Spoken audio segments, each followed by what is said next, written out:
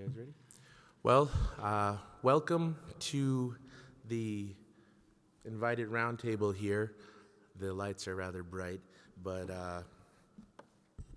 the familiar and strange in remaining native and becoming an anthropologist, celebrating Dr. Beatrice Medicine's contributions to anthropology. Today we're going to have a very informal, discussion-based remembrance of B. Medicine, and it will be moderated by myself and my colleague here, and I suppose I should introduce myself. My name is Richard Myers. I am an Oglala Lakota from Pine Ridge Reservation. I teach at South Dakota State University up on the other side of the state, on the eastern part of South Dakota, and the memories of B are not as long or as, in a sense, the inspiration for a lot of anthropological work did come from her, but I think our panelists will be providing a lot more information. I have my colleague here, and both of us will proceed to play back and forth with some questions and prompts, in addition to simply having conversations with our panelists. Well, thanks, Richie. I'm David Posthumus. I'm non-native. I teach at the University of South Dakota in anthropology and Native American studies. I work with the Lakota people at Pine Ridge Reservation. I'm interested in all things Lakota, basically culture, history, language. And I'm really honored to have been invited to participate in this session. I think that this kind of dialogue is incredibly important, and so thank you so much to Scott and Richie and Jason for organizing this, and I hope that we all get a lot out of it, so thanks.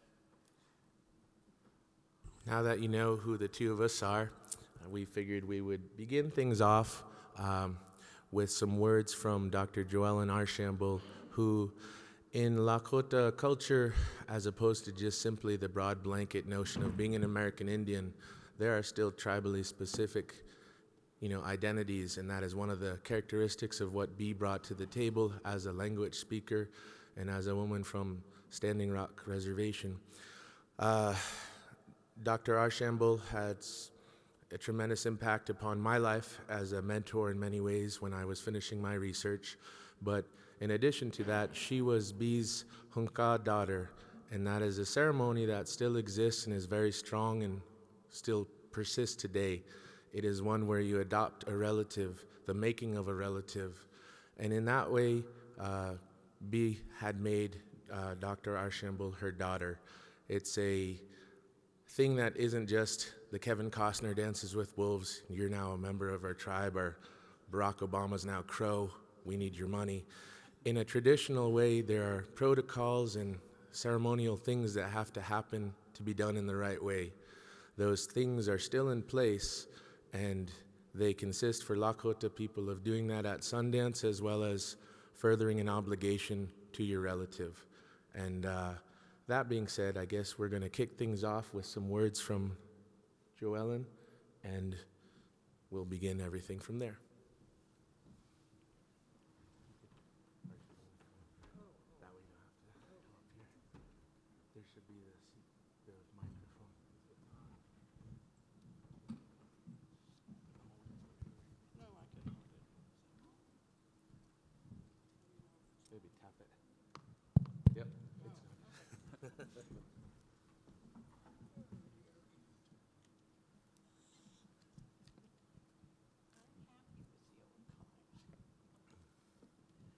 Okay, I'm Joellen Archambault. I'm enrolled at the Standing Rock Reservation.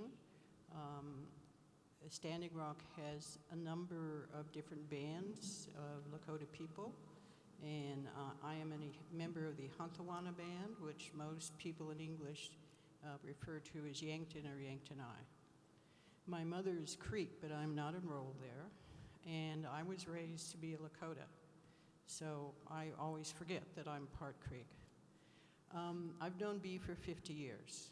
I first met her, and I was probably about 23, 24, and there was some Indian something or other happening on the UC Davis campus, and I went up there, and I didn't really know she was going to be there. And she was there with another adult Indian female friend of hers, And so I was just kind of tagging along, and I didn't know until much later that she hated when people tagged along after her. So I was doing all the wrong things. But she tolerated me because I was from Standing Rock. So many years passed, and I go through graduate school, and I didn't see her again for another 5 to 7 years. And slowly over time, I became friendly with her, and Bea became friendly with me. And then she started talking to me, telling me things about her family. And then she moved, this is after she retired, and she moved to a little HUD house up at Standing Rock. And there, it was in her own community. And there she decided she was going to live until she died. And that's exactly what happened. And she was very happy in her little 2-bedroom HUD house. And she hired a young boy in the neighborhood to cut the grass, because she couldn't do that. And she had an eye problem, molecular degeneration. And they didn't have the surgery back then, because this is at least 20 years ago. But she found a doctor from India, somewhere in the Midwest, and he was an experimenter with the surgery, and so he experimented on her, and she could see again enough to read, and she had a little computer with great big type, and so she would type out her articles, because she was always getting asked to submit things. And she would type out her articles, and I watched her, and all these big letters went across the screen, and I thought, oh my God, how can you do that? But she managed. And since she was in her own community on the reservation, of course, she knew everybody. She knew their bloodline. She knew who was related to who. And at that point, that little community was fairly poor. There was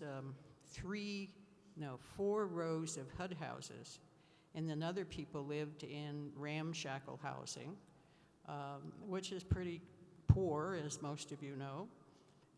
But she was safe. Nobody bothered her. And when she first got there, she decided that she would participate in the women's society that was in that locality. And so she did. And she very quickly got very disappointed with them, because she said all they want is more money. They don't want to do anything for it. They just want more money. So she stopped participating in the Women's Society, and instead she got very involved in the drive to build a new school building. And the old school building had to be at least 50 to 70 years old. It wasn't absolutely derelict, but any school building that's 50 years old is going to have a lot of elements that shouldn't be there. And so there was a small committee, and Bea was doing all of the writing, because nobody else on the committee could really write. And she was writing the proposals, and she and other committee members met with the state officials and the federal officials, and all together they got several $1 million. And then they got support from the tribe and more support from the state, and there was enough to make a brand new school, grades 1 through 8, and even some high school students. And it was brand new with new furniture, a new auditorium with hardwood floors so that they could play basketball in it. And basketball is a big deal up there. And she was very, very happy. That was the last thing she said to me that she wanted to do, and she was able to help in doing it, and she felt very content. She didn't write very much in the old days, in the last days. And she was writing poetry, actually, for the most part. And she had a couple of little boxes that she said were her field notes, and when she showed them to me, they were hardly field notes. So I don't know where her field notes went. There was a bit of, after she died, there was just a bit of chaos. So things disappeared, but you know. She had always had health problems with iron deficiency. She'd had that since she was very young. And she was always taking vitamins to supplement her iron deficiency. And one of the problems with that kind of condition is that it creates clots, very hard clots, in your, I don't know what you call that. Yeah, in the digestive system, and then it goes into, where does the food go after that? Into that long colon. It goes into the colon. And she knew the symptoms, and she had to go to a local hospital several times before, and they cleaned her out, and the big hard lump was gone. And this time, I think she waited too long, and she called the ambulance herself, and the ambulance came and picked her up and took her to the local hospital in the local farming town. And they x-rayed her, and they saw that she had a great big lump or two in her colon, and they didn't have sufficient quality doctors there to operate on her, so they sent her not by air ambulance, but by just an old-fashioned ambulance. And it takes about 3 hours to get from that community up to Bismarck, and Bismarck is the closest big hospital. And that's where she went and where she died. But before that, as long as Bea was in good physical condition, she loved going to powwows. Once a colleague of her had decided to write a great big opus on intertribal powwows, and she spent the entire summer, the two of them, in a decent car, going from big powwow to the next. So they were at Crow, and they were every place. And the two of them would ask questions about, well, who organizes this? Because big powwows usually take months in advance to organize things. And she would find out who organized it, da-da-da-da. And she told me later she loved that summer because never before had she been able to go to as many powwows as she could that summer and ask questions about things she really didn't know, and found it so pleasing as summer that she wanted to schedule more summers doing that. And of course that never happened either. And she published a little bit of that literature, but not terribly much. It was largely written by her colleague.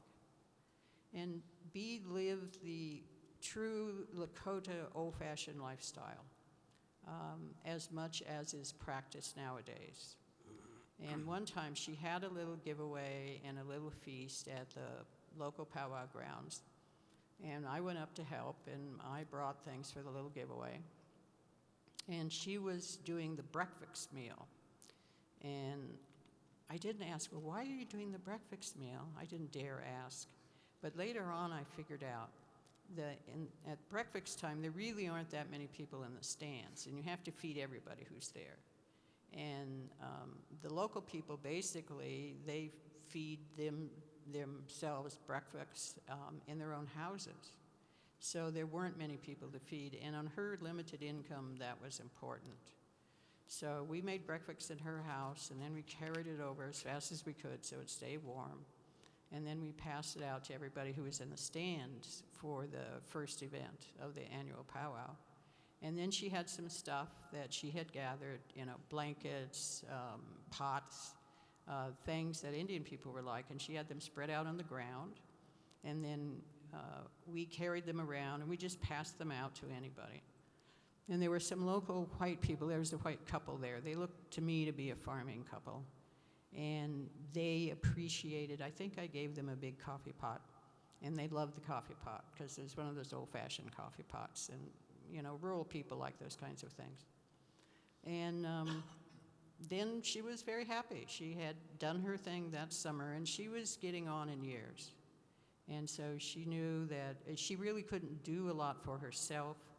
She was hiring a local Indian guy who was also a relative, and she was hiring him to do things that she couldn't do herself. And then I built her a whole series of shelves in her garage because she didn't have enough storage space in the little house. And then that meant she could store everything in her garage. And of course, she always locked her garage, so it was never broken into. And then she just started going down. Even though she could read, I could tell that it wasn't going to be that much longer. And I spent as much time as I could up there, although I didn't have money to travel, and therefore I couldn't spend that much money on travel. but I went. And then the day she died, I couldn't be there.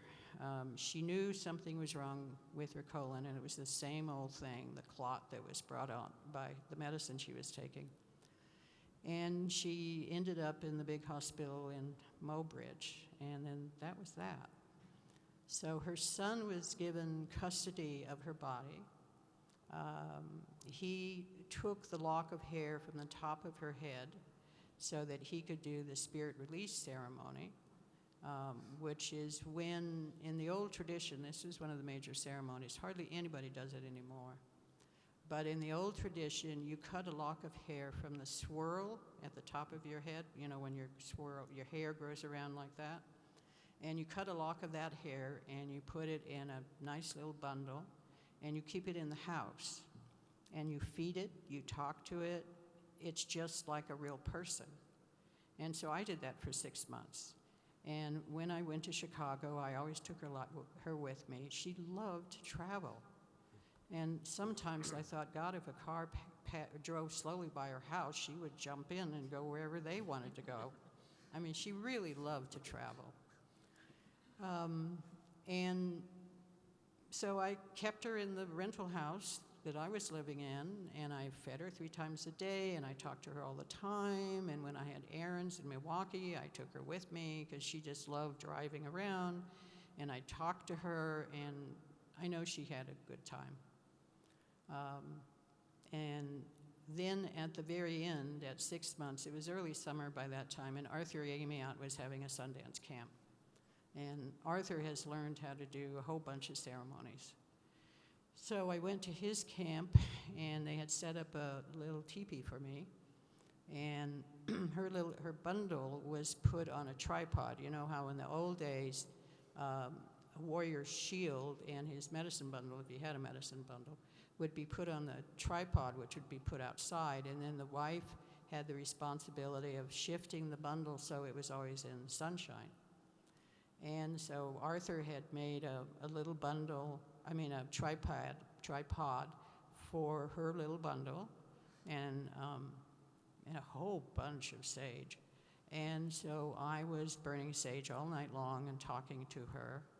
And then the next day, they brought out the bundle and the little tripod, and they put it outside the teepee. And then Arthur did the spirit release ceremony. And at the end of that ceremony, they open up the bundle, and the little lock of hair is still there, but very often the wind will carry that hair away. And I knew that was going to happen. What I did not expect was that once that bundle was opened, it was like a little light, like a real small light, but it was bright. You could see it in the sunshine. And it rose up and it went into the horizon. So all of that stuff is real. And I was sobbing at that point because I didn't want her to go away. But that was the right thing to do. So that was B. Lots of other people have personal reminiscences of her. When she was teaching in California, she was teaching South Dakota. Her trips to Germany, she loved to travel overseas. And one time there was they did powwows. You know how hobbyists are a big thing in Germany. And also I think she was in Czechoslovakia. They even had a hobbyist in Czechoslovakia, which surprised me. And they would pay her a plane ticket over, and she would go traveling around with them, and they treated her very nicely. And because German hobbyists have learned how to do old-time Indian stuff, they would give her beaded stuff and porcupine quill stuff, and she came home with all of these little beaded bags and knife sheaths and little pins, and she loved it because they treated her so well. So that's the history of B that I know about. So not very many people know about that. So I was really sad to see her go, and I was really, really sad when her bundle was opened up and I could see the little light go away. Went to the west, which is where it's supposed to go. So there are many other stories about B, I'm sure. Okay. Well, thank you so much, Joellen, for sharing those beautiful memories with us. Now I think George Abrams has a couple of things to say about B as well. So, My name is George Abrams. I'm an enrolled member of the Seneca Nation in New York State. I don't quite recall the first time that I met Bee, but it must have been sometime in the mid-60s. I attended my first AAA meeting in '64, I believe. And I don't know as I met her at that point, but it was sometime in the mid-60s. Perhaps it was at the AAA meetings in Toronto or Chicago, I don't really remember either. But in those days, there were very few recognized Indian anthropologists at the meetings. There was Al Ortiz, Ed Dozier, Bee, and then there was me. Any rate, at least it seemed that way, because we sort of networked at some point or another.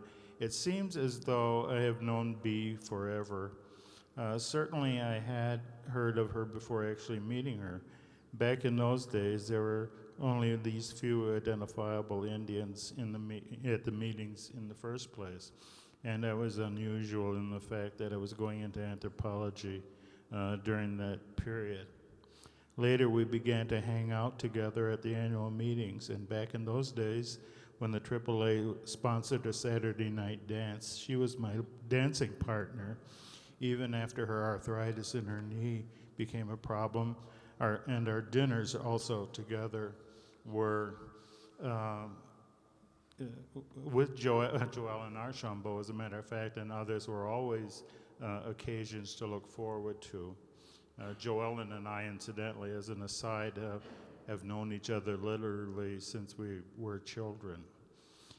Any rate, Bee had her wide-ranging interests as reflected in her bibliography of her published works. Bee's published work began in 1968 with 4 articles on the topics of Northern Plains powwow ceremonialism, Stony Magic, and the Dakota Giveaway. The following year, she published an additional 4 publications. Her extensive bibliography she gave to me at one point, and I have shared that with Joellen. It was lost for a while in my personal papers because of many moves. Ultimately, Bee's publications numbered some 54 up to 1989, and there were more after that, however. I may have missed some since she continued her research interests well past her retirement in August 1988. Unfortunately, Bee appears to have disposed of most of her personal papers following her retirement. Her poetry and other aspects of her interests have not surfaced. Some years ago, Bee's son Ted gave a reading of her poetry. Her initial BS degree was in education and art history, at the end of World War II, in 1954, in sociology and anthropology from Michigan State University, and was awarded her PhD in cultural anthropology from the University of Wisconsin-Madison.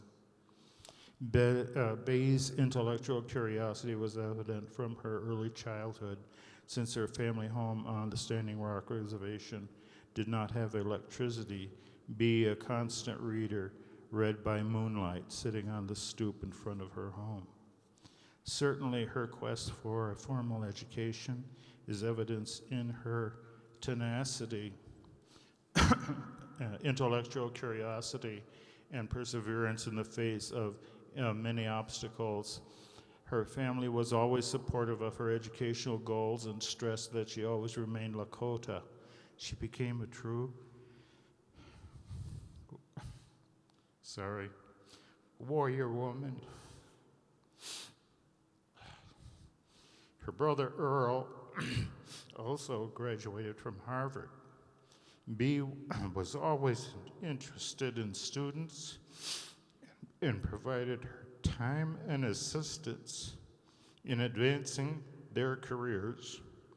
Her academic involvement with students as advisor, student organizations, and educational committees always provided valuable direction in achieving their educational goals. I believe that her role as advocate for students, in part, derived from the fact that her faith in academia as student and faculty was not always the best route for her. Bee was always interested in organizing a formal group of Indian anthropologists within the AAA. Initially, in the early 1970s, social groups met in her Bee's hotel room where discussion such a possibility began to take form. Her network of other anthropologists, both Indian and non-Indian, including Tony, began to be to enlist their support. Eventually, the Association of Indigenous Anthropologists was formally recognized by the AAA. On Bee's retirement, she returned to Wakpala and became involved in community service. Like many educated middle-class Indians returning to their various reservations, Bee was somewhat marginalized. Nevertheless, Bee served on the school board of the Wakpala SNE school district and other capacities, making a continued contribution to her reservation community. One of her greatest achievements was being designated Sacred Pipe Woman at Sitting Bull's Camp Sundance in 1977.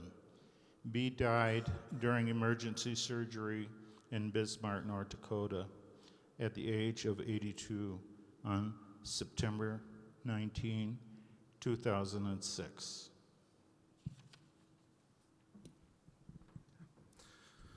Thank you, George. I think a few things that are worthy of mentioning and necessary to mention are that the panel today is sponsored by the Association of Indigenous Anthropologists, which obviously is important and somewhat of an inspired group, that there are members here on the panel who are a part of that, as well as the inspiration for its kind of formal recognition and genesis do originate and hail from Bee.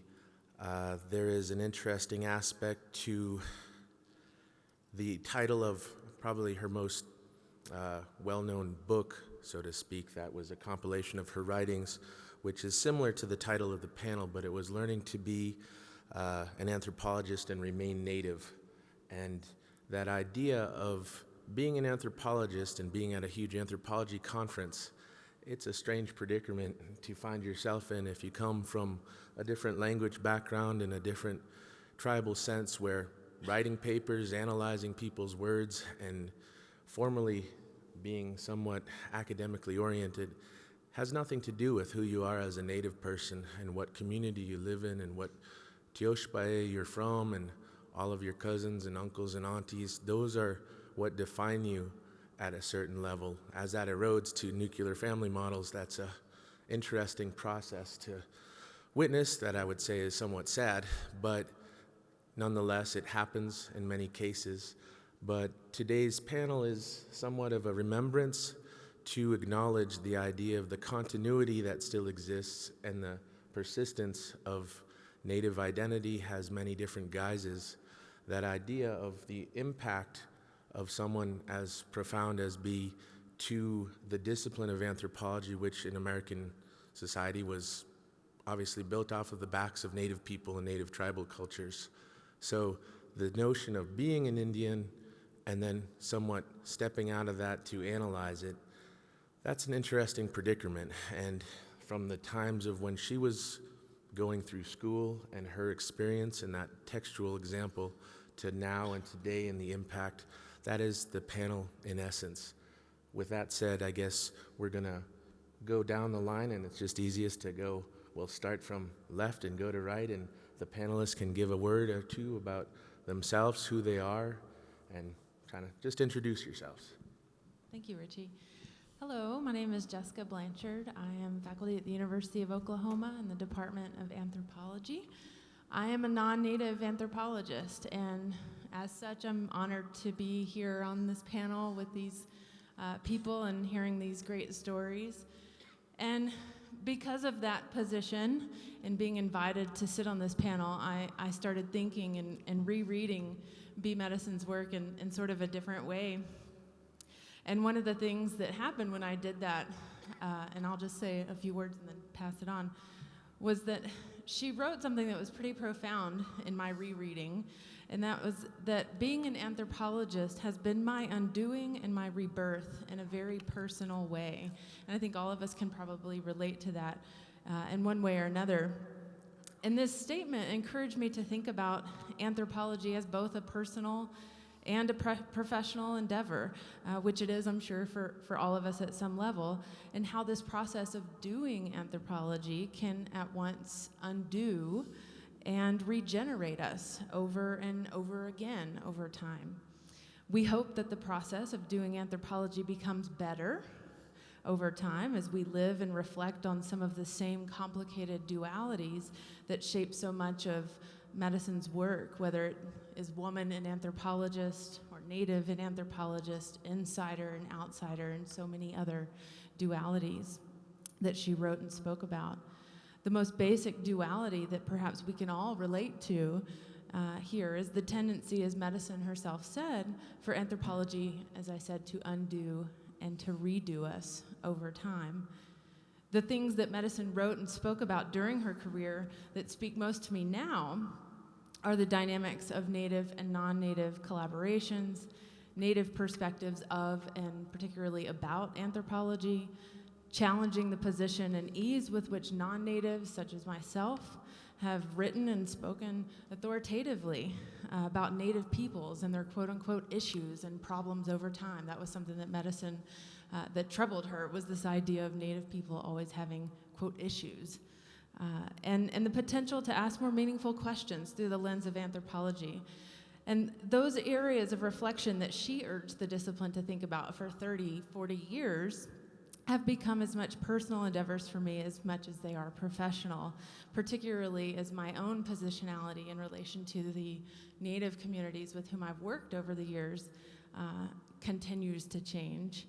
Medicine said that the segmentation of dual lives was a survival strategy for her. And as my own dualities have become muddled from time to time, especially that of insider and outsider, I look forward to hearing here about how others view the necessity of segmentation for separating these dual lives. Or perhaps how your unique dualities have come to complement each other and foster a more powerful and meaningful practice in anthropology. So I look forward to hearing the conversations today. Thank you very much. All right, hello, I'm Sean Gant. I am of Choctaw descent, but I grew up in North Carolina, and so I have some interesting kind of history in terms of coming to my own understanding of my own identity, and I think that's partly what drew me towards anthropology, actually, to begin with, as somebody growing up in the Charlotte area and trying to kind of figure out how I fit into the larger Choctaw world, and that's part what led to my dissertation research in Mississippi, with Mississippi Choctaw as well. And although I really didn't have a chance to know Dr. Messon very well, I'm really honored to be here and to hear the stories from those of you who knew her, more intimately. And I certainly am humbled to reap the benefits of all the work that many of you on the panel, as well as her, did to set up the section that we have now and the opportunities that we find ourselves, having within the AAA. So I think hopefully this will be an interesting conversation. I'll look to see how it goes. Hello, I'm Valerie Lambert. I'm enrolled in the Choctaw Nation, and I'm going to talk about 3 dimensions of how Bee significantly impacted my life. The first one I'm going to talk about is mentoring. This was so important to her, and she really took us young anthropologists when I was young. I entered anthropology in the 1980s, And shortly thereafter, I met Bee, and she took me under her wing. And I really do not think that I would have stayed in anthropology had it not been for Bee and Joe Allen. So I'm going to talk a little bit about that, and then talk about her impact on my writing, how I chose to and still choose to write about Indians. And then finally, I want to talk about the really significant importance she placed on applied anthropology and how that impacted me. Because there's so much value in anthropology that's placed on publishing. And I like, Scott, how you pointed that out in the abstract, because that was, she made sure that we prioritized applied work, and just didn't sort of succumb to sort of a larger imperative to put publishing above all else. So with the mentoring, I grew up in Oklahoma in the 1960s and 1970s, and I was introduced to anthropology there in Oklahoma. The first thing that I noticed as a young child and then, as a teenager, is that anthropologists had, by and large, abandoned Oklahoma, and particularly eastern Oklahoma, because they felt that we were not authentic, we were not real Indians. And so that was a little bit confusing and disturbing to me. The second thing I found before I left Oklahoma to go to school to college, is that my father befriended an anthropologist by the name of Morris Opler, who did research among Indians, particularly in the Southwest, but also among the Creeks. And Morris Opler ended up, my father would often do this, bring people home, and then we'd feed them, and they'd stay for a while. And so this actually happened quite a bit with Morris Opler. And it really struck me because he was the only non-Indian I had ever encountered who had positive things to say about American Indians, the only one. He actually thought positively about Indians. And at the time, non-Indians, even my own mother, who is a non-Indian, she's from nearby Missouri, non-Indian people felt perfectly comfortable airing negative views about American Indians, even right there with Indian people in the room right next to them. And it was very commonplace at the time in Oklahoma and elsewhere for teachers and other authority figures to blame a lateness to school, or a failure on a test, or forgotten lunch money, or any kind of failures on the Indian blood of children. And this wasn't really something that, this was so widespread and very disturbing. And so it really struck me that the first anthropologist I met had a positive view of American Indians. He actually thought it was a good thing to be an Indian. And I just really marveled at that. And when I went off to college in the Northeast, then I enrolled in an anthropology course because I thought, oh, well, here's a place where non-Indians think positively about Indians. But then I encountered and was deeply disturbed to encounter these so-called positive stereotypes about Indians that romanticized Indians, that removed us from history, so these sort of timeless portrayals of Indians, and sort of crowned us as the consummate environmentalists and spiritualists. And this was all framed as positive. So it was very confusing for me to try to assimilate and come to terms with these sort of conflicting and very disturbing sets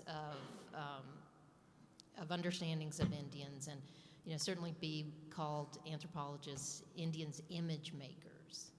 And when I met Bee, and Joe Allen, I was so struck by how strong their faith was, and in Joe Allen's case still is, how strong the faith is in anthropology. Bee spent much of her life trying to salvage the reputation of anthropology among Indians. And this kept me in anthropology, because I thought, well, if they can keep going despite all of, this stuff that's out there, then you know, maybe there is really something in anthropology that is of value to me as an Indian. Another thing that I found very important is that Bea and Jo Allen, who are always joined at the hip, you know, two strong women, strong Indian women who were successful. And that had a huge impact on me. I thought, wow, you know, well, you know, this inspires me. Maybe, you know, these are my role models. You know, maybe I should stay in anthropology. Maybe I could, too, be successful.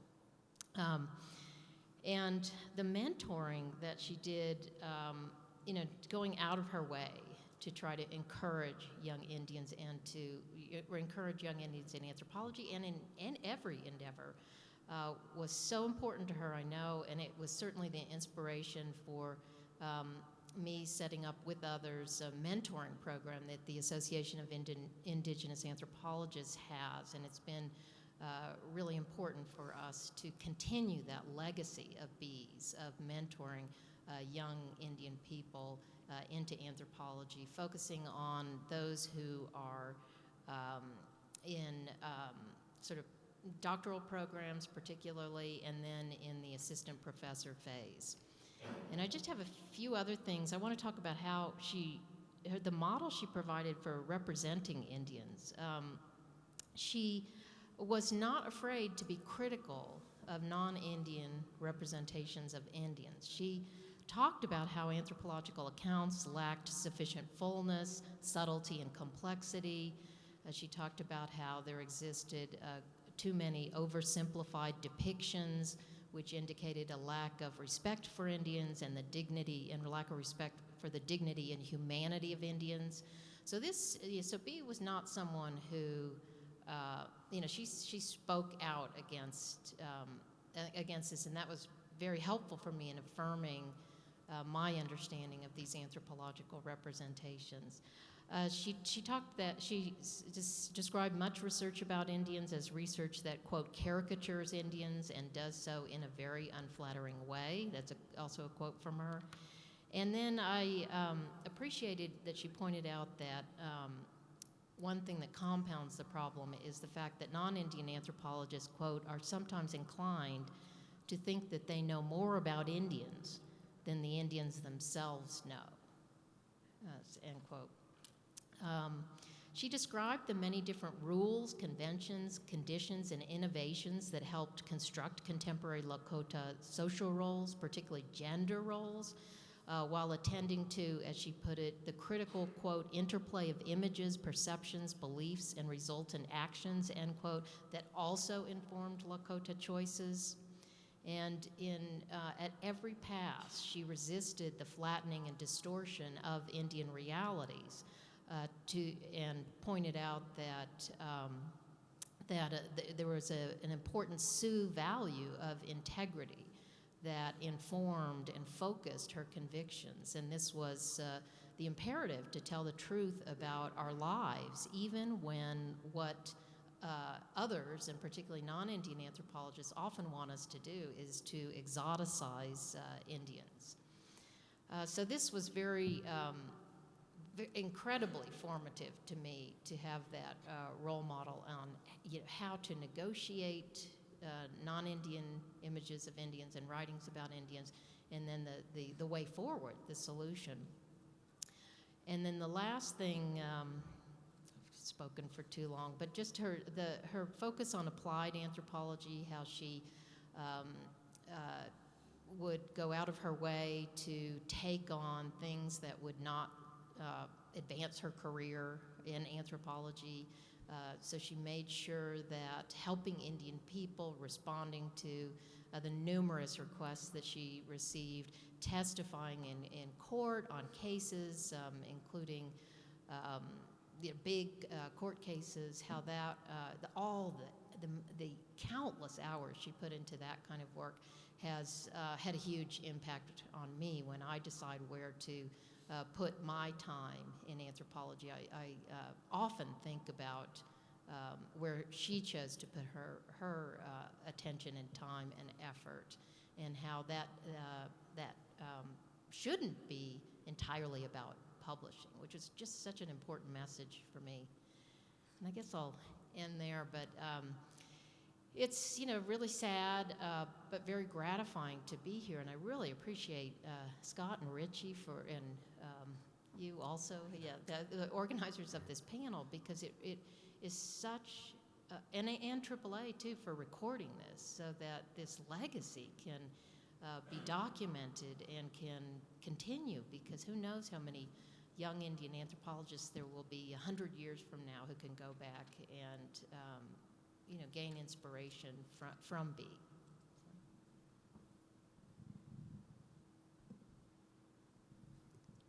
Hello, my name is Christina Leza.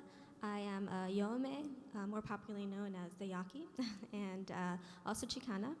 And I'm an assistant professor at Colorado College within the Department of Anthropology there. My subfield within anthropology is linguistic anthropology, and the way I came to be a linguistic anthropologist was with my ongoing and this very strong love for story and for trying to understand who we are as a people through story and through language. I started off as an English major because that seemed to be the field of study when I became a college student, where I could explore that interest. And as more and more as I began to explore story as a way of understanding ourselves and understanding other people, looking at my Yoame stories and how that created a certain world for Yoame people and the ways in which that connected to the thought worlds of other peoples, I was told as I was moving into graduate study that was the work of linguistic anthropology. So that's where I ended up, and now I find myself an anthropologist. And at the time, I didn't really know what that meant because I didn't really know what anthropology was. But then I was trained then in this field, and I think, as we all know, it is a field of study with a very troubled colonial history. And a very troubled history in terms of it, as we've all been talking about, its representations of Native thought, Native peoples, and so I think probably like any Native scholar, live with this sort of double consciousness, and that's not to say that I don't see myself as an anthropologist, because I do, and I see it especially when I communicate with people from other fields of study. I find myself thinking and talking in very anthropological terms, and I can't extricate my identity as a Native person from my identity as an anthropologist. But I do find myself constantly shifting back and forth and having to negotiate and make decisions. And I think this is something that every Native scholar has to do, and certainly something that every Native anthropologist has to do, in sort of negotiating the ways in which we see ourselves and represent ourselves as Native people, but also communicate that in an anthropological voice that other anthropologists can understand. And one of many things that I admired about Bee Medicine was with the grace with which she handled that double consciousness and shifting between that voice of I am an anthropologist talking about Native people, but then also being able to very gracefully shift into that I voice of I am a Lakota woman, and being able to talk about that in a way that was understandable to both Native people who identified with her from a more personal life experience perspective, and then also that enabled those outside of that perspective to also connect with her voice as well. And so that's something that I certainly strive for in my own work. I find myself grappling with it always. How much can I reveal about myself as a Native woman when I am trying to present myself as a social scientist, and how much is it necessary for me to sometimes, because I bear a great responsibility to represent that voice, to make it clear that I am not just talking in general terms as an anthropologist, I am talking as a Native person. So that's something that I do appreciate about Bee Medicine's work, and something that I strive for as an ideal.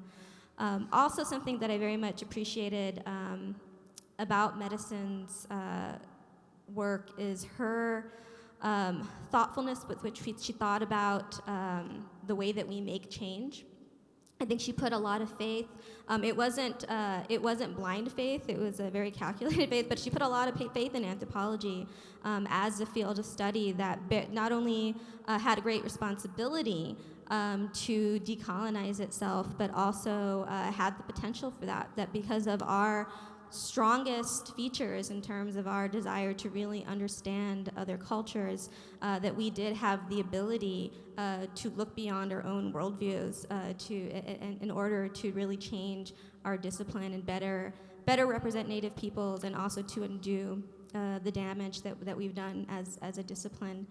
And I think that that's something that we need to remember, that we have a lot of potential as a discipline. And I think that was something she worked her whole life to remind other anthropologists of, other Native anthropologists in particular.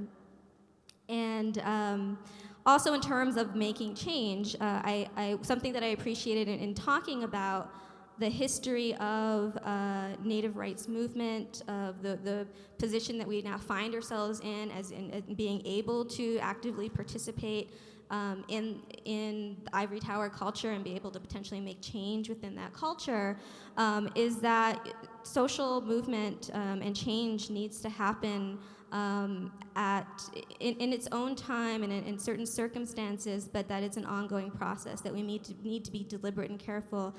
We need to establish a foundation through the types of relationships that we build with people within our own communities, but then also outside of those communities, that you can push for change right away, but that no one is necessarily going to respond to that. I remember one work where B talks about the first occupation of Alcatraz. It was 3 Native activists sitting by themselves, but no one cared what they were doing because it just wasn't the right time. And so it had absolutely no effect. And we just have to remember that sometimes we may feel like we just have to charge in there and demand change, but it's not going to have the effect that we want it to have. Because we haven't built that foundation for change yet through thoughtful and deliberate types of communications and relationship building. So that's something I also really admire about Bee Medicine, that I also strive for in my own work. And I hope that we have some time to perhaps touch on some of those things in our conversation. Good afternoon, everybody. Welcome. Thank you for being here. My name is Christopher Basaldu, and I'm currently assistant professor in Native American Studies at the University of Oklahoma. And I did not know Dr. Medicine personally, but she certainly was very influential in my thought in anthropology, very much inspirational, and also sort of through reading her work, I can turn to her as a guide, as one of my sort of intellectual forebears to sort of keep me going in academia and in anthropology. I'm sort of a double, triple, quadruple outsider sometimes. That's how I feel.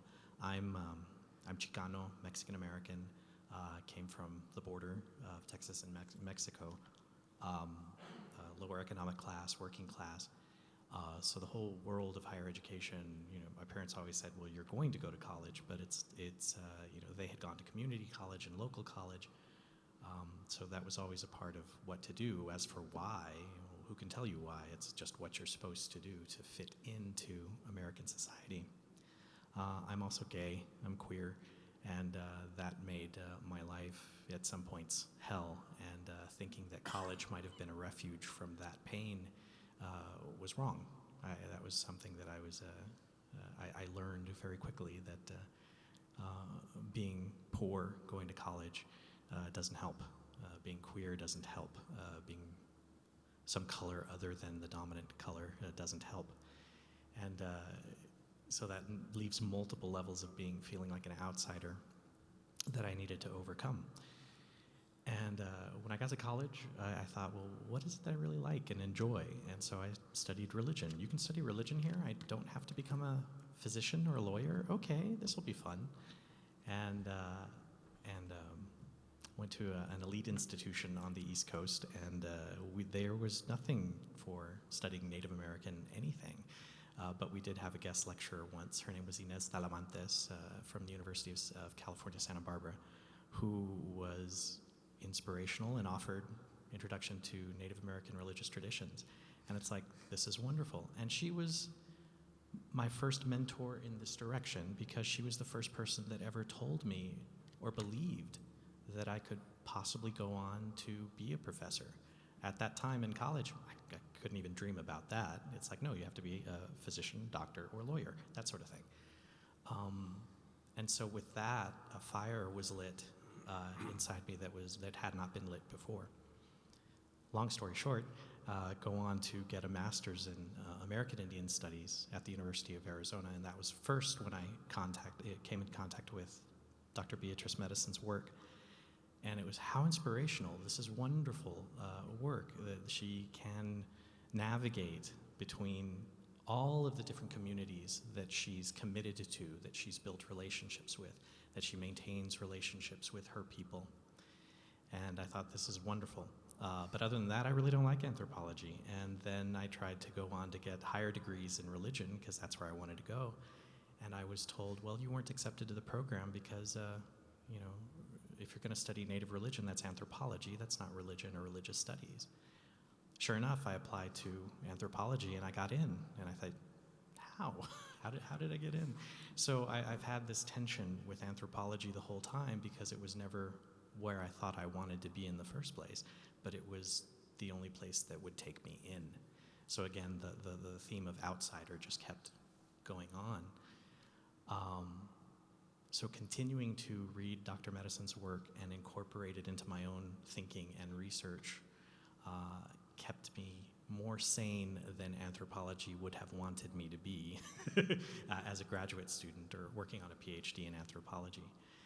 And what I really appreciated her work the most about is her focus and importance on relationships.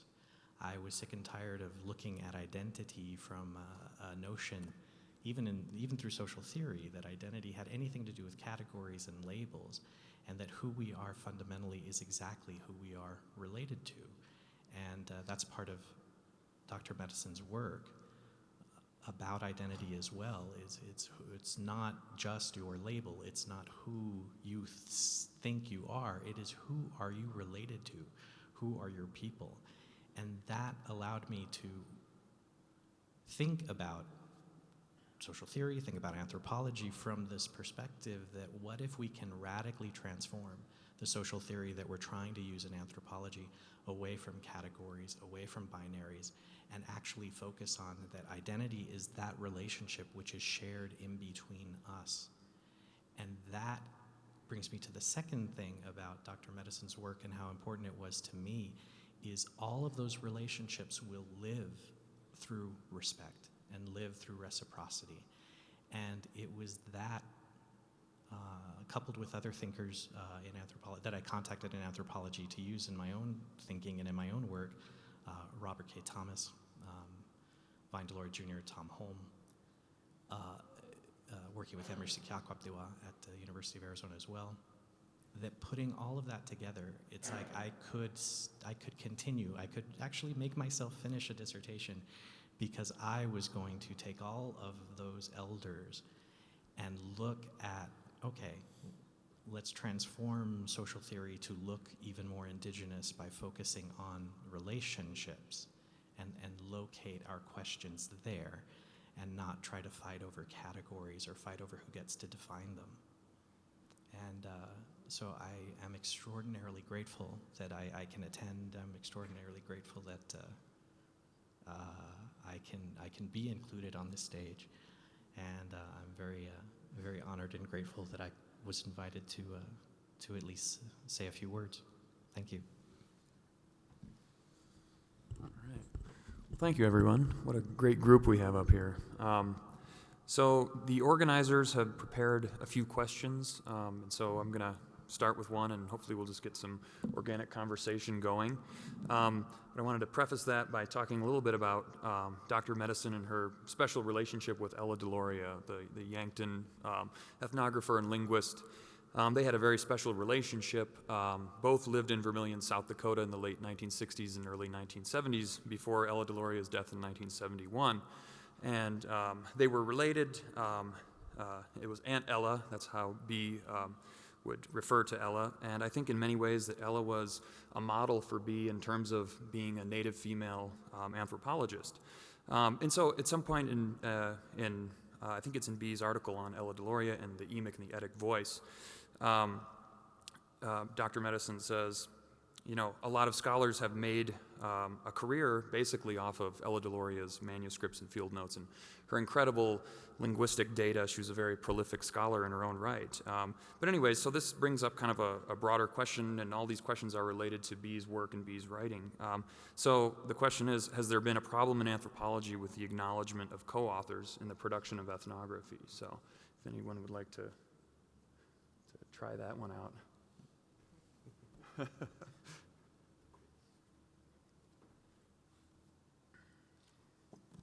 Tell you the truth, I've never even thought about that. Okay. Next question. I'll talk about it a little bit. Yes, I think there is a problem with, or there has been historically a problem with the acknowledgement of co-authors. I think that there certainly has been a lot of discussion within anthropology about the importance of collaboration and collaborative ethnography. But I still feel that there are certain institutional limits on the way in which we can go about working with the people that do inform our work.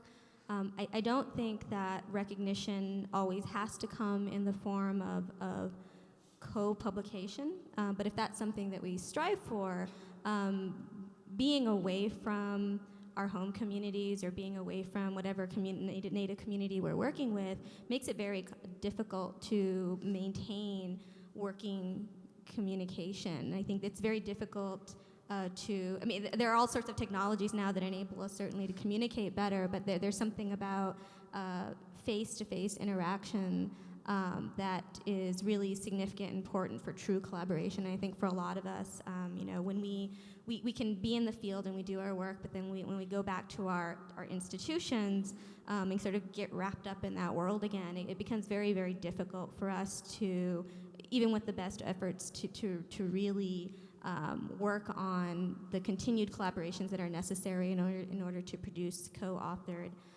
work. But I do believe that there is more attention, however, to acknowledging the contributions that so if we do now have field notes that have been provided, we are better at least at referencing that and acknowledging that. But I think in terms of co-authorship, I think that just basically the way that institutions are structured, institutional life, the way that we have to do our work within institutions makes it very, very difficult to always shoot for that as something that will happen regularly in our work.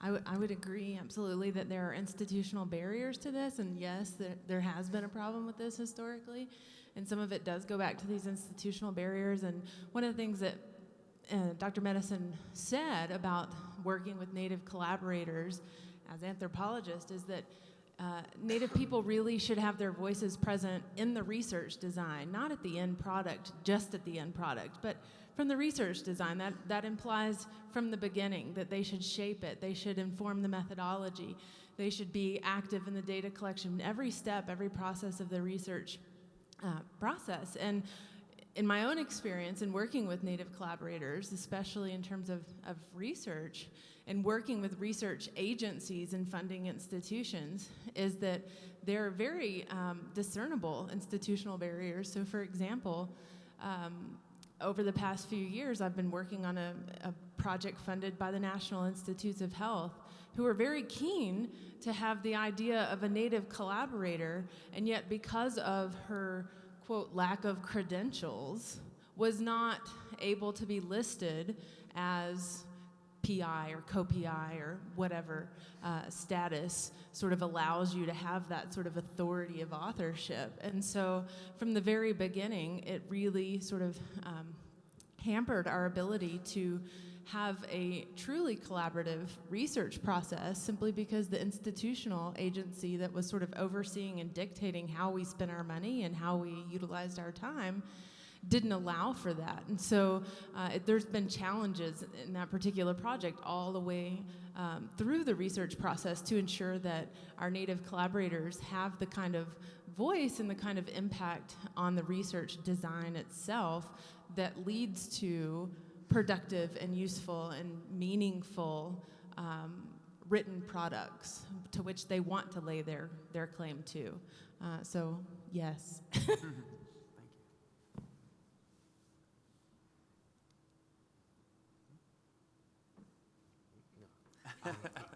So, some of the questions, the idea of giving credit to where credit is due, Scott Ketchum had really been at the forefront of really organizing the panel, and then we all kind of chimed in. And the idea of questions, we have some scripted questions, but we've been trying to just see where things are going in terms of chronotopically. The second question was kind of, oddly enough, what you were just answering, Jessica. But the idea of taking that a little bit different and perhaps moving it in a different direction, furthering the thought process of being used as an informant / being the Indian and being an informant while not being given credit to be the analyst, the part of the academic canon and machine that we have to jump into. It begs the question, tying back to that, and I probably pronounced the name wrong, but that Rachel Dolezal and other such stuff, where integrity as a Lakota virtue and value, the idea of being honest and being an ally versus becoming something. At what point does somebody cross the line from just saying, hi, my name is Jessica, and I research Native people, or my name is David, and I work with Lakota culture as an anthropologist. I'm David, and I'm Cherokee, because my great, I'm being facetious, but the idea of what it was like for B to go through school, I wanted to know that when I saw her, and I cornered her in 2004, because as a graduate student, there was kind of the being a token as a minority across the board in school is often difficult, but the idea of what is it like when you're bombarded at every grad student conference with people saying, when did you find out? I said, what do you mean? When did you find out? And I said, what? About your nativeness. And I was like, what do you mean about that? Well, I learned, I've got ancestry. And it was interesting because it becomes an interesting phenomena that B referred to as woodwork Indians. And I thought that was an interesting thing, and I gravitated towards her book, really looking for guidance to deal with the kind of, I think the word endemic seems to fit in my brain right now, but this notion of dealing with people always coming up. And obviously to be a Lakota is to be connected to that person, the idea of the corniness, but it's not corny if you come from that culture, to say we are all related, mitakyo yasin. That word is to say we are all related. Well, after you go through school and you go really far in school, that notion of dealing with the emic, the etic, an insider, an outsider, community becomes different. Ceremony becomes different. If you've never been in a family where you do ceremony and you don't need to go to somebody else because that's your grandpa, that identity is vastly different than me going to Thailand to find someone to cure my alcoholism. It's a very different detachment. A lot of Native people come to South Dakota for Sundance. They come for different things. Then at my grandpa's, there's people there. I don't know where they're from, but they've started coming, and that's a good thing that they seek the sharing of culture. But it gets to a level where it becomes very difficult and somewhat dangerous taboo to talk about. And when I bring in and invoke the notion of this Rachel Dolezal, if you're not familiar with that, it's a Google thing, but she was claiming to be an African-American professor at Eastern Washington University and had headed up, I believe, the NAACP there, and on top of that, had slowly transformed from her time at Howard University into becoming that.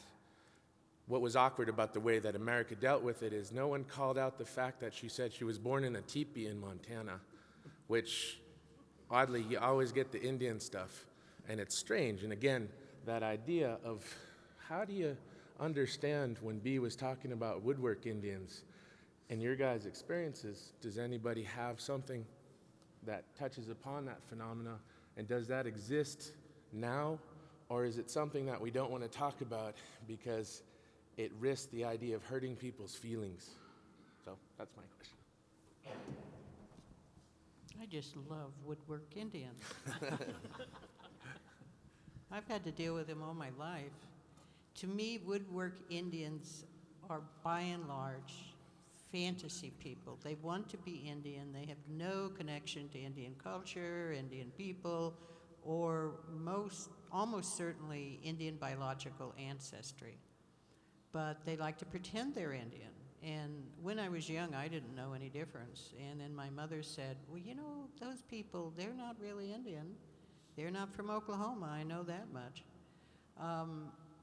And so I, by and large, don't think they're malevolent, but they're looking for some kind of romantic community that they can be part of. The problem with some of them is that, I mean, they're white, they're probably better educated than most Indian people, and they claim to be Indian in order to get into school, in order to get fellowships, in order to get jobs. And I remember once, this was just before I started graduate school, so it was about 68, 69 at Berkeley. And I was the educational recruitment officer for the EOP program, Educational Opportunity Program. And so I was having to recruit Indians into Berkeley, and I did. I recruited almost 30 Bay Area Indians into Berkeley, and almost all of them finished, got their degrees, and there's one Indian lawyer who finished like that.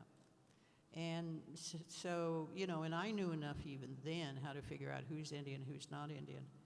And then somebody walks into my office. She's blonde, she's pretty, she's thin, she's wearing fashionable clothes, and she says she's Cherokee. Well, I pity the poor Cherokee people because almost all of these woodwork Indians say they're Cherokee, and they're almost certainly not. And the ones that try to profit from Indian identity, they're the real woodwork Indians. They come out of nowhere. They claim to be ethnic. They try to profit from this fake ethnicity. Sometimes they get into positions of power based on their claim to be Indian. And so I really dislike people like that. Sometimes they're just humorous, but otherwise I see them as manipulators. At the AAA meetings, Bea and I and Joellen used to always talk about the International American Indian Identity Police. It's a tongue-in-cheek, obviously, but we had all experienced, I guess, for all of our lives, this whole issue of fall Indians, and it pervaded all the way into academia, which we were all related or all aware of instances of individuals who had faculty positions or administrative positions or positions in cultural and American Indian organizations even, whose identity as Indians are highly suspect. And also when the whole issue of Ward Churchill and others in the previous life and Jamaki Highwater and all of these people, it goes back all the way into the 1800s of individuals who have been exposed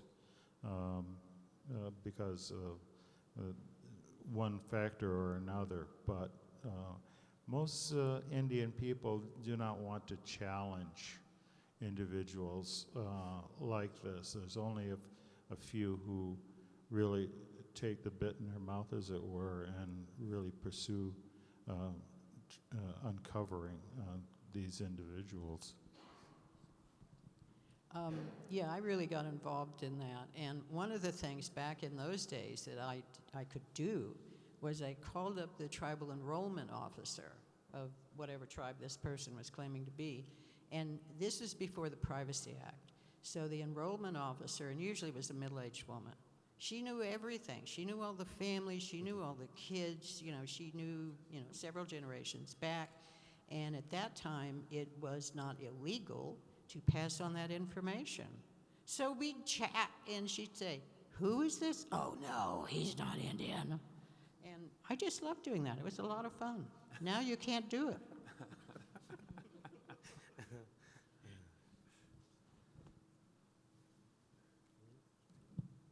I think one of the questions that we also were presented with as roundtable participants was the issue of the discussions about identity and sort of the complexities of identity and how that's entered into our thinking and how that's added complications. I think it has relevance to this conversation as well.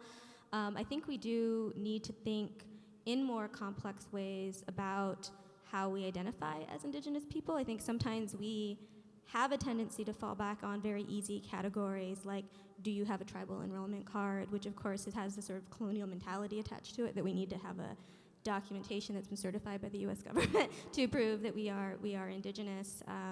And I think that allows us sometimes to hurt each other or sometimes feel pressured to make claims about ourselves that we really shouldn't be making. And so I think that if we can have some more honest conversations about our indigeneity and the very complex ways in which we hold indigeneity, I think that this is something that will help us to avoid these types of problems of woodwork Indians. And I think woodwork, that comes from, there are different motivations for it, and I think certainly what people have already said speak to it. But I think there's also, and this is something I talk to my students a lot about as well, is there is also a lot of historical conflict that we haven't really addressed in the United States, and there's a lot of historical guilt that non-Native people experience, and that they are trying to find a way of rid themselves of that guilt. And I think as human beings in general, we always orient to what's easy. And the easiest way to rid yourself of historical guilt tied to your people's persecution of Native peoples is to say, well, maybe there's some Native genealogy in there somewhere, so maybe I'm not so much to blame historically. And we also have a tendency to think too much in terms of blood and what that's supposed to say about ourselves, rather than what we experience from a level much more in terms of experience and how that's tied to our genealogies as opposed to just what we inherit supposedly according just to blood. And so I think those are also conversations that we need to have, not only amongst ourselves, but also with our students, with our colleagues, to say, you're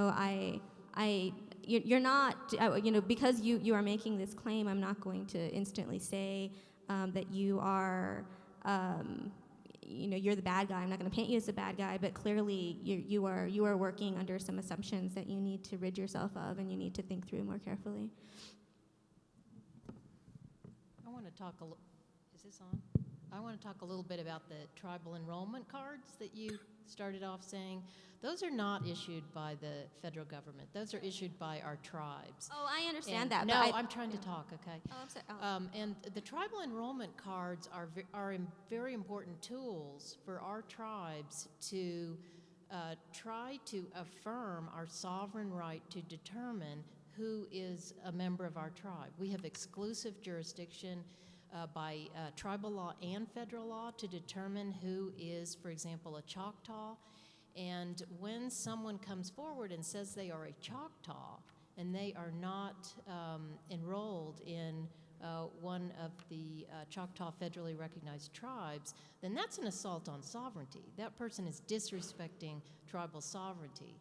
So, and one thing we've done, because the phenomenon is really widespread in and around my university, for example, is that all of the Indian faculty have gotten together, and all of us are enrolled members of federally recognized tribes or state-recognized tribe, Lumbee. We have a Lumbee faculty. And we have gotten together and we have, made a resolution that we've presented to the university that anyone who is going to be hired as an American Indian faculty needs to be enrolled in a federally recognized tribe or a state-recognized tribe, and it's that is our sort of a last desperate way to try to hold on to our sovereign right to determine who is an Indian. Okay, and I honestly didn't mean to interrupt. I was trying to say that I didn't want to discount the importance of that. And I am going to, and because I have had a lot of conversations with people about this, both tribally enrolled members and people who are not tribally enrolled. I work with a lot of activists who don't have a lot of faith in their tribal governments, and so that's the perspective I'm coming from. They don't think their tribal governments represent their worldviews. They think that they've moved to, that their model is essentially a U.S. governmental model. And so that's a perspective that I work with activists who say, I have a tribal enrollment card because it's easy, but I don't think it represents who I am as a person. So that's also the perspective that I'm speaking from. I'm also speaking from the perspective of, I am a descendant, and I'm not going to claim to be a Yaqui, and I never say that. I say I am Yome. I am a descendant of Yome people who originate in Mexico, but there is the Yaqui people who have tribal status in the United States. And I always try to be very straightforward about it in every conversation that I have with my Native students, in my writing, that this is who I am as an Indigenous person. I am not a tribally enrolled member, and I'm never going to say that. But I do know there have been severe limits placed on my people in the United States in terms of their enrollment, and that has happened historically everywhere. When my people gained tribal status in the United States, they were specifically told these are the limits that you need to work with. And they still thought that this just happened 2 years ago. They had to go back to US Congress and say, can we have permission to make decisions about who gets to be enrolled? And they were still limited in terms of only working from descendants who were recognized as being a part of this community when they came into the US. They can't say, because my grandmother is from Mexico, can she count as Yaqui? And the US government says no, because it wasn't part of the Constitution that was approved by the US government. Because our constitutions have to be approved. That's the way it works. We work through the BIA. So we are restricted. Tribal sovereignty is not full sovereignty, and I will stick by that, because that's my perspective.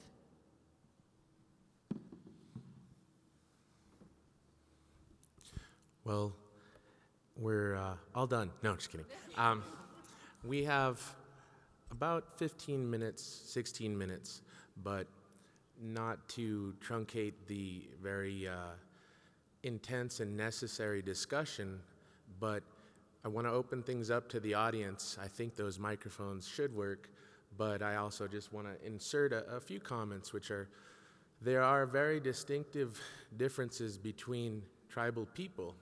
It's not a kumbaya, happy, let's all be American Indians together, but that phenomena happens. It happens. That's what white people are, right? They're the culmination of all sorts of people who should be culturally distinct, but they gave it up to just say they're white. Or the same would go as an analog for black people. To be black and say you're Yoruba, and if you have no idea and you go back to Africa and try to say I'm home, people would probably giggle. But the idea of a tribal identity is something that it's safe to say Bee Medicine had. She didn't have to question that. If you come from a tribal community, I don't want to say it's good, I don't want to say it's bad, but it is what it is, and you know what that's like if you come from one, and you know those who don't. Those who don't come from one, they might be descent or they might be diaspora. Now those are interesting terms to deploy, because what does that then mean? So for my cousins and family in Wombly, South Dakota, that's where my identity stems from. And at the same time, I got an Irish side. I don't know which county, County Mayo and County Cork, I think, are my dad's side and the relatives who are Irish. But if I pop up there and say I'm home, I think they're going to giggle at me. Now, in that regard to a lot of things about communities, identity, legalities, it does all tie back to colonialism, and that is the kind of common denominator that we're all dealing with, and the range of emergent identities that have transpired due to colonialism has set people into frictional positions from the get-go on resources. The Denver Native community, there are folks here who are Lakota people, look as Indian as a nickel Indian guy, but hope they can't enroll with the tribe. Why? There are rules and stipulations, and that negates them. But at the same time, they're not from the community. Which community are they from? They're descended from. They're diaspora. So it complicates things when we have to talk about it, and it becomes dangerous because we try to exclude people sometimes. Being inclusive and exclusive, or mutually inclusive and exclusive, those words always get me when I read people's papers. I have to slow down. But that idea is very tough to deal with, and it requires the kind of precision involved in knowing through the integrity of what someone is and how they are and who they are fully in order to assess their experience as a Native person. Those things are, at the core to what Bee was, is she didn't have to question who she was, because when you come from a tribal community, it's kind of like your left hand or your right hand. If you have both of your hands, they're always with you. They don't go anywhere. So it's an interesting thing. I want to thank all of our panelists and allow the audience now to, I want to say these two microphones work, but I think it'd be a welcome time for questions. Oh yeah, we can run those. And actually, I have to catch a flight to the airport, so I'm going to yield my seat to Scott, who has been so patiently sitting in the audience, and I'm going to head off to the airport. Thank you. Do those ones work? Put this one back. It might make a weird electric noise if I bring it that way.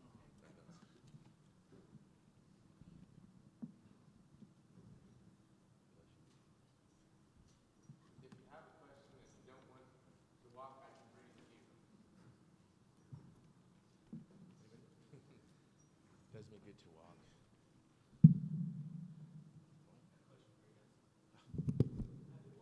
Oh, you're coming. Well, Thanks so much, guys, for that wonderful round table. My name's Patrick Stabe, and I teach at a small residential community college on the western slope of Colorado. And we're trying to be deliberate in reinvigorating programs for Native students, in particular from Fort Duchesne, students whose ancestors, where our college sits, it used to be their ancestral land. I identify as a Latino scholar. I work with a lot of Hispano youth in my school already and see a lot of challenges even with the Hispano population we're working with. I'm looking for any pointers, any tips, any suggestions as far as this sort of the shifting identity of going to school, going to college, and still being true to oneself in the model of Dr. Medicine, but also really just broad-based tips here. We're trying to recruit Natives in, but it's a really hard residential situation. A lot of times we're just not very well equipped on our faculty. So any suggestions would be great.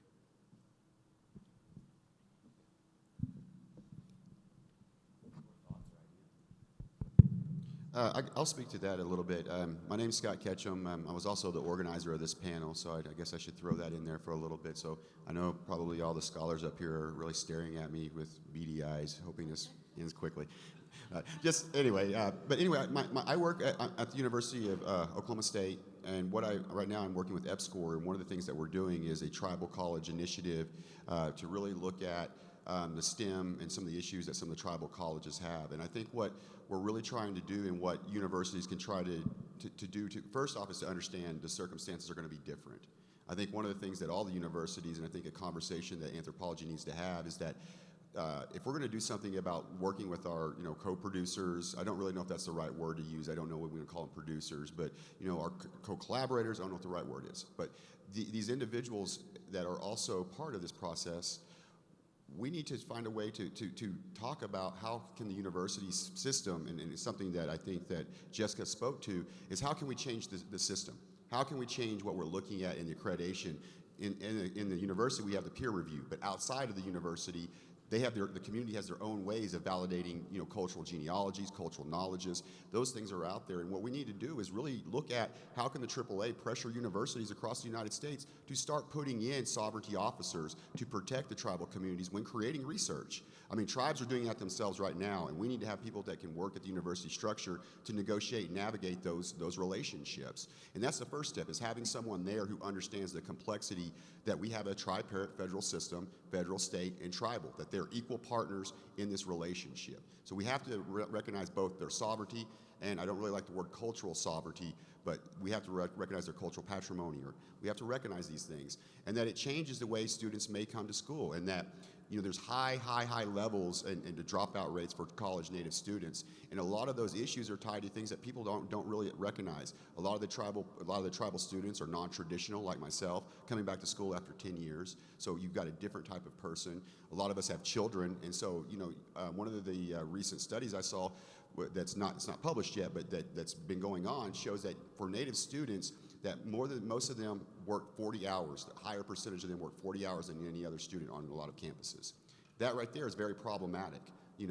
Not understanding that tribe, that the idea that we all get free educational money. This is that perception that's out there. But any of us who actually have gotten funding from our tribal communities know that we turn in that money. Like for this semester, you turn it in October 1st. Then the federal government funds it, and you get the money in the middle of November. So anyone who has a native student, if you're teaching a native student, if you wonder why they're not able to do the things that are happening, or why they stop showing up at times, it's because you can't buy any books or pay tuition when you're not getting the money until the end of the year. The AAA needs to really pressure the U.S. government to change that method, to change the way that this money goes. And any of you all who've worked on a grant, you know that you don't get that money a lot of times. You do the preliminary research ahead of time. Imagine if that's as a young student struggling in a community that you're not included in trying to make that. And then to try to communicate that to someone who doesn't understand your culture, that's all about this academic model. So that academic model's got to change, first and foremost. It's got to be more symmetrical to different ways of people living to come into the community space. First and foremost, all of the universities in the United States are on former grounds that belong to Native people. We've got to change that perception. If we're looking at it from a sovereign perspective, anyone who has a doctorate and you're from a tribe, I could say, wait a second, why do I have to accept your legal document from your government telling me, or your state institution, that says that you're an authority? In my community, you're not an authority. You have nothing to prove to that. And if you're not going to look at my government-to-government relationship with your documenting structure, why should I look at you? You've devalued this government-to-government relationship. So you've got to create a space that is accommodating to those students, and then looking to your student base and creating a network with those students and creating a pipeline for them. So going out into the community and finding out the needs of the community. I think the biggest thing right now that's very problematic is that we can barely get money to fund tribal language programs because the NSF and places like that are cutting grants, but yet the NSF is willing to fund $40 million towards tribal knowledges for climate change.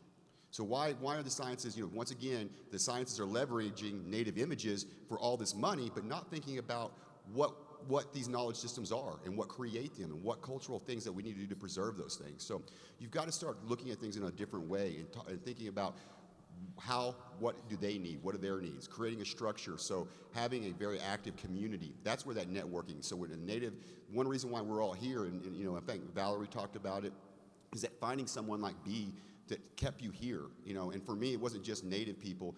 David, for instance, when I first came to the AAA 4 years ago, I felt like an outsider. Nobody talked to me. It was because of people like David and really the Native community that kept me into this discipline, because I felt like such an outsider. It's not a very welcoming committee, especially when you've been the one being studied. And unfortunately, even though we have done an ethnographic turn and we've come back and looked at these problems in the past, the public isn't aware of that. They're not aware of these changes. To the public, it's still ongoing. Basically, when Columbus got off the boat, an anthropologist followed him. That's the way it still seems to a lot of the communities. So we've got to think about those things differently, and that's what we're trying to do now, is create a space, work with the tribal colleges, create a bridge with those, get to your programs, and make sure, though, that your programs understand this kind of sensitivity. And when we're doing diversity and inclusivity training, it can't just focus on race and gender lines. It's got to focus on this government-to-government and sovereignty lines, and understanding the indigenous body in this social and political construct. And so those are the ways that you can start to do it. I know that's a lot to think about, but creating that safe space and then creating those relationships and understanding the importance of those relationships. And then understanding that, for instance, my father passed away just recently, and understanding that for some communities, that mourning process is going to be a lot different than other people. I had a colleague of mine that, because of the way her community works, she had to leave college for a year because they really don't engage in anything, and they have to stop and think about, you don't want to put yourself out there when you're mourning. The way you could speak about things, the sentiments that you could come across, you may say something that you don't really mean. And so staying withdrawn for a community, that's a very way to keep balance in the community. Keep balance within your family, the community stays balanced. So you've got to understand that familial and the importance of that familial line. And also knowing this complexity of representations that have been leveraged for Native people too, that there are a lot of people out there who may be or may not be, you know, and I can understand the complexities, particularly for Choctaw people. I'm from what's called a Mississippi Choctaw in Oklahoma. We came a little bit later, so we're kind of diasporic in a way that we're not part of the Oklahoma Choctaw community directly. So there's a lot more complexities, what I'm saying, that's out there, and so you never know. You could leverage one faction against another. So you know, do a lot of research and assessment. That's very important.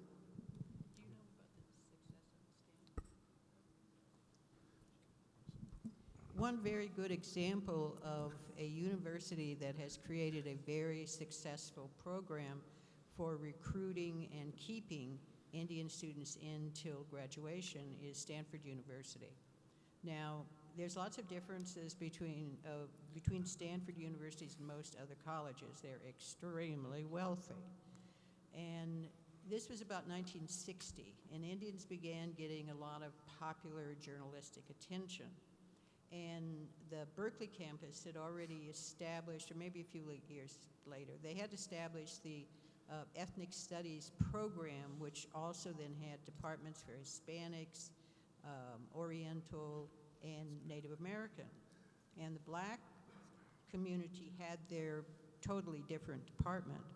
Well, Stanford, and I don't really know the details of how they came up with it, but it's been very successful. And I don't know how many universities have the money to do this. But they built a dorm. All freshman students at Stanford live in a freshman dorm. So they built a dorm specifically for all of the Indian students.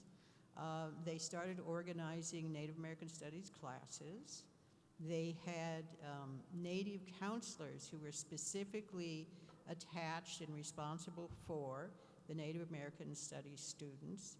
If a Native student was getting into academic problems in the freshman year, and there's all kinds of things that hit you when you're a freshman in college, all sorts of things, then they would have the counselors pay special attention to that student. And so they had money, they threw money at recruiting and keeping Native American students, and the retention rate and the graduation rate of the Stanford students is really high. It's probably as high or higher than any other universities I could think of in this country. So if you have money, you can do anything. I think we're going to have one more question here that was patiently waiting, and I don't know, time-wise, we started a little late, and I guess being a little loose with things, if people have to go, they have to go, but we're going to remain for a few more minutes, so please ask away. Tanshi, Rob Hancock, Dishnakashwan. Marcy for the good words. It was a very moving tribute to Dr. Medicine, whom I was fortunate to meet a couple times. And the mention of Bob Thomas brought to mind a conversation that was published between Dr. Medicine and Bob Thomas in about 1971, where they were talking about Indian study programs. And I'm wondering, there's an interesting mix of people here. Some are in anthropology departments, some are in Native American studies departments. I was wondering if anybody could reflect on sort of the legacy of her work and what it means to be doing anthropology in Native American studies, or what anthropology or what Native American studies can bring to anthropology. Yeah, so I'll take a stab at that. As being someone who came through a PhD program at the University of New Mexico, where I basically kind of did a hybrid program where 3 of my 4 committee members were really Native Studies and anthropology, which is part of the reason that I went to UNM to begin with. I think that there's a lot of scholarship being developed outside of anthropology within, like NASA and other organizations, and I think one thing I'm concerned about, and I have been concerned about, is that a lot of times anthropology is pretty insular, and is not necessarily open to theoretical perspectives and scholarship that's being done outside of anthropology. So something I've always been kind of focused on and interested in is also being open to bringing in some of that scholarship and bringing it and making it a part of anthropology as well. I also think that's an important part of why it's necessary for Native and Indigenous people to remain within anthropology and not necessarily always leave and go to other disciplines. I think, if following the model of, Bee and Alfonso Ortiz and, many of these other Native anthropologists who stuck it out and worked within anthropology, I think there's something to be said for that. And I think that's really important that we stand our ground and try to make our presence known within anthropology, but then also be open to bring in Native scholarship coming from potentially outside of the discipline. So. And also, as somebody who also is a blend with American Indian Studies and anthropology, what is the purpose of creating the knowledge, if we want to call it that, creating knowledge in anthropology or vice versa? One of the things I've had to see, and it's something that I almost have knee-jerk reactions to in when I hear about certain faculties or courses offered or at universities, is Native American Studies, if it's lucky enough to exist at a particular campus, needs to exist as such. And that's something, of course, that through Vine, through Bob, through Tom, I really strongly feel. So I'm always on the lookout to make sure that at certain institutions, anthropology doesn't try to colonize the Native Studies program. And then I have to look over and make sure that literature doesn't try to colonize the Native Studies program. I need to look over and make sure that history is not colonizing the Native Studies program. And you get university administrations, always invoking the bottom line, who would very much advocate for that. The sad thing is also we have to keep an eye on when scholars come into Native American Studies and they are trained in other fields, which is not wrong, it's not bad, but if you bring sort of an anthro-supremacist position, a literature supremacist position, a history supremacist position, all of these are colonial models of knowledge and knowledge production. And the value of having Native Studies as Native Studies in the academy is to allow Native and Indigenous voices room and space. That does not mean that every professional involved has to be Native American, but it does mean that if you're not Native and you're in Native Studies, don't be an anthro-supremacist, don't be a recolonizer. It means if you are a Native person in Native Studies and you've been trained in another field like literature or history or anthropology, for example, don't impose the colonial values, uncritically of anthropology or literature or history. And that's something that I do value about the conversation between Bob and Dr. Medicine, between Bob and Bee. And also, when you're reading Deloria and taking his work into your own, that voice is going to just be strongly there. And knowing that even Bob and Vine didn't agree on how to make Native Studies separate from, I remember hearing a story relayed by Tom Holm, watching a fight ensue between Bob and Vine because Vine had published a recent article and Bob was pissed off about it. Bob storms into Vine's office, throws the copy of the article down on the desk, and says, "You're trying to save Western culture. Let it burn, let it fall, let it go down. Don't try to save it," and storms right out of the office. And of course, they laugh about it the next day. Thanks Tom for that story. And I think that kind of encapsulates what we as scholars and professionals need to keep in mind. Is just those dynamics. The university is, to speak to one of the previous questions before, the university is a very deracinating experience. Another thing I want to say for students who may be identifying as Latino, that word in and of itself will erase the possibility of them knowing any indigenous heritage. It's the mythical border that does not exist that wants to erase all indigeneity south of the border when using the English language and say that these are just Mexicans or these are just wetbacks or these are just some other derogatory category of person. Generally, if you're part of the Eurocentric elite in these other countries, you're not going to be migrating across the American border. These are indigenous people. And college is so deracinating, and it's so heartbreaking for Native students and a lot of Chicano students and indigenous students.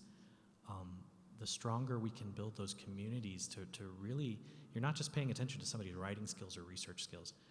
Our kinds of students like that need to be reaffirmed that they are human and that their roots are here, not London, not Berlin. And if somebody could have taught me that before I went to college, I might have gotten through a little better.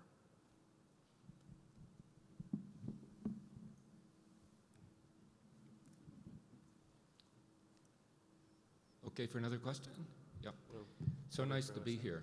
I'm Dennis Weidman. I'm from Florida International University in Miami.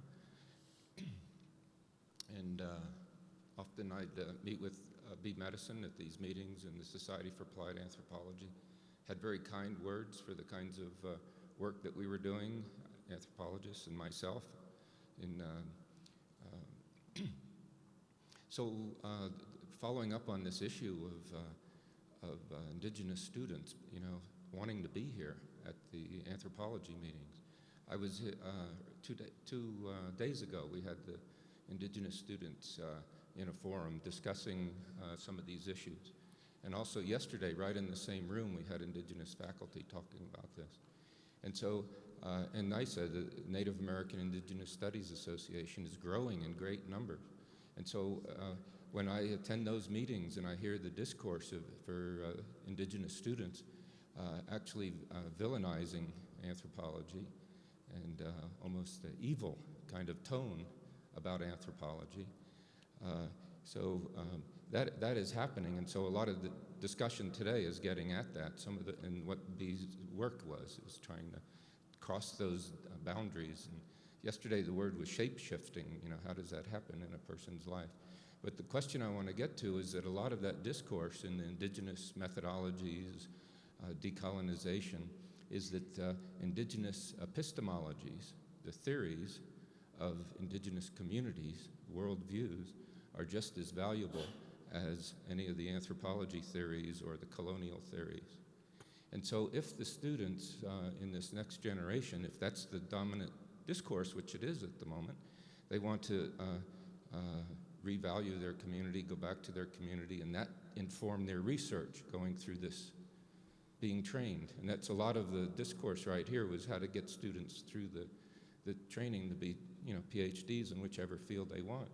So how do we get that to be accommodated in the graduate programs where the indigenous epistemologies are recognized on those committees, which will make that happen to where more of those students will be here?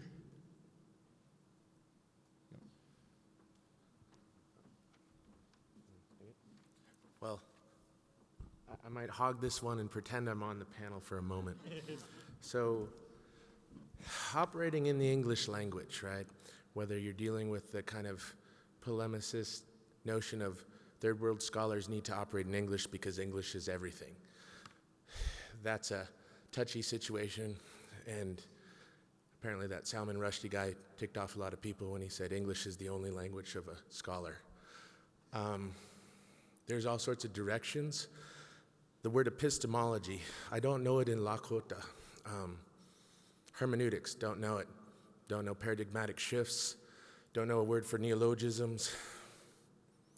Concept metaphors and epistemology and the notion of language ideology is a fascinating engagement. And I think sometimes, all too often, it becomes interesting in the now when people are romantically trying to reassert an indigenous epistemology. I'm not saying it can't exist or it doesn't while people of a different kind of cultural linkage come about, but I guess I'll end it with a story that maybe doesn't answer but furthers it into the future. And I think all of the people on the panel are probably open to receiving emails to further discussions on anything. But I remember when I was an undergraduate, there's a relative of mine who wrote a book called Mintakyo Yasin. I read it really excited to think, oh, I'm reading an elder guy's book on how I should be a Lakota. I read it and I was like, holy, this guy's on drugs while he's writing. I don't know about this Atlantis theory and some other stuff that I had academic qualms about. I was troubled because there's this idea of you don't confront one of your elders. You don't say, hey, you're wrong. Although I was raised a lot by my grandmothers. The idea of being an elder is all too often gets hokey and people go, they're my elder. You had to earn that spot. You might just be an old dummy. Now, this idea of, my mom said, Lakota people don't write books to tell us how we're supposed to behave. We are who we are. Ceremony is what it is. So to write a Lakota epistemological treatise by that very virtue is already an interesting phenomena that I'm not going to say is an indigenous epistemology because it would be the engagement of hybridity, and that complicates things. So I was troubled, and my mom said, do what you do, son. We don't write books. So I thought about that, and I still do, and I think that was preeminent on Bee's mind as well, which was, I always posit that maybe that's why she got rid of her field notes. She didn't keep stuff, and I know a lot of things I don't do. I have my iPhone, and that keeps a heck of a lot of junk in it from 2010, and I use it as my modern nerdy anthro notebook.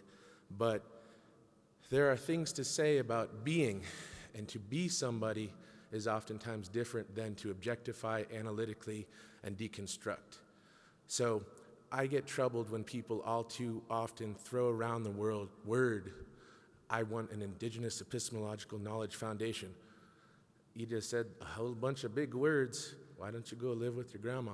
Oh, and if you don't have that reality, then you're in modernity like all of us, and you struggle with speaking a language that you communicate things to people, things about, and you write about that and you create arguments.